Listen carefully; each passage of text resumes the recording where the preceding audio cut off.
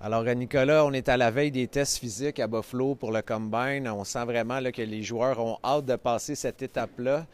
Moi, personnellement, je me suis attardé à Maxime Massé, qui est l'un des seuls Québécois qui est vraiment un espoir très intéressant. C'est toujours dommage à dire, mais c'est un petit peu le cas cette année. Et j'ai parlé avec son entraîneur Yannick Jean qui disait des choses intéressantes. Il faisait un parallèle avec Nicolas Roy qui en 2015 avait chuté au repêchage. Et là, on s'entend que presque toutes les équipes s'en mordent les doigts aujourd'hui. Donc, il voulait comme un peu faire un avertissement aux équipes de ne pas essayer de trop analyser, de trop scruter son jeu parce que ça reste un excellent joueur de hockey avec un tir dévastateur, un physique imposant qui devrait vraiment être capable de s'imposer dans la Ligue nationale de hockey.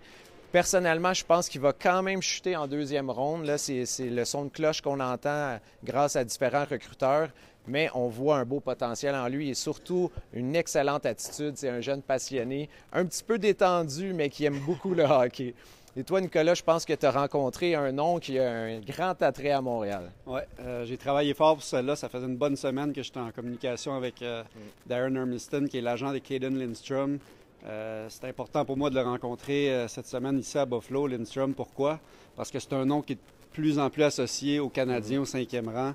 Lindstrom, c'est un joueur de centre de 6 pieds 3 pouces, 210 livres, une pièce d'homme, rapide, un tir puissant, des mains incroyables.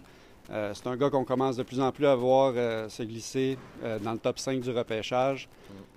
Puis c'est un profil aussi, je sais que Lindstrom est un joueur de centre, Slavkovski est un ailier, mais c'est un profil, je trouve, qui ressemble au premier choix au repêchage du Canadien il y a 2 ans.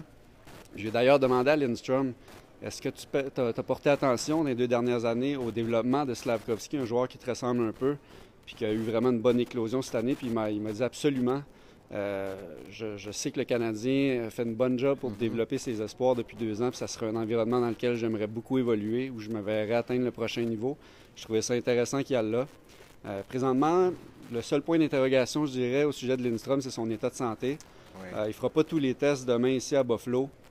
Il a raté la moitié de la saison dans la WHL, la Ligue junior de l'Ouest, en raison d'une blessure à une main, mais c'est surtout son dos qui inquiète. Son dos l'a empêché, il y a des douleurs chroniques au dos qui l'ont empêché de disputer une bonne partie de la saison. Son agent a dû envoyer des documents à la centrale de recrutement de la LNH. Les équipes ont été avisées de son état de santé. On dit qu'il n'y a rien à s'inquiéter dans son cas, mais quand même, ça va être intéressant de voir au repêchage à Vegas à la fin du mois si c'est quelque chose qui aura effrayé les équipes et si ça aura influencé son rang de sélection. Oui, moi, je te rejoins à 100% là-dessus. Je pense que Lindstrom est vraiment un incontournable pour le Canadien. S'il est disponible, ça reste la grande question. Parce que c'est une question très légitime. Il pourrait sortir avant, je pense. Oui, son potentiel est énorme. Donc, je me suis tourné vers un autre attaquant qui pourrait intéresser le Canadien, un nom très connu, TJ Ginla.